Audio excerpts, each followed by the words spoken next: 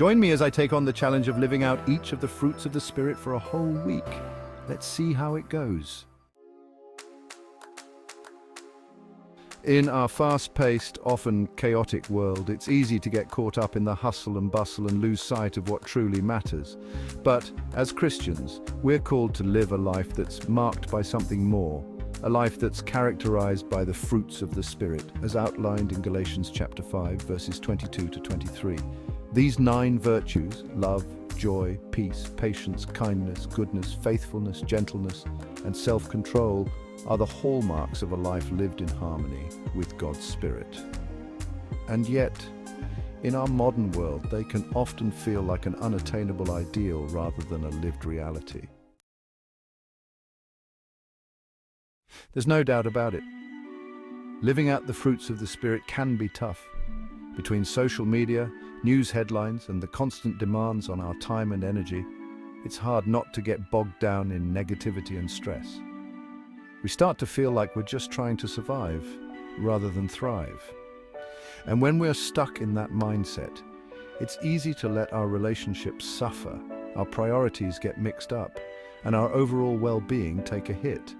We might find ourselves snapped at, anxious, or just plain stuck, and it's hard to know where to turn. When we're surrounded by distractions and temptations, it's easy to let our focus slide away from the things that truly matter. We get caught up in our own little worlds, worrying about our own problems and forgetting about the people around us. We start to prioritize our own comfort and convenience over our relationships, our integrity, and our connection with God. And before we know it, we're living a life that's marked by selfishness, anxiety, and uncertainty, rather than one that's characterized by love, joy, and peace. In the midst of all this chaos, it can be tempting to just give up on the whole idea of living out the fruits of the Spirit. It can feel like an impossible task or a lofty ideal that's just out of reach. But the thing is, it's not impossible. With the right mindset, the right support, and the right strategies, we can start to live a life that's marked by these incredible virtues. We can start to experience the peace, the joy, and the love that comes from living in harmony with God's Spirit. Love is more than just a feeling, it's an action, a choice, a commitment. Joy isn't just a happy emotion, it's a deep-seated contentment that comes from knowing we're living in alignment with God's will. Peace isn't just the absence of conflict, it's the presence of harmony, both within ourselves and with those around us.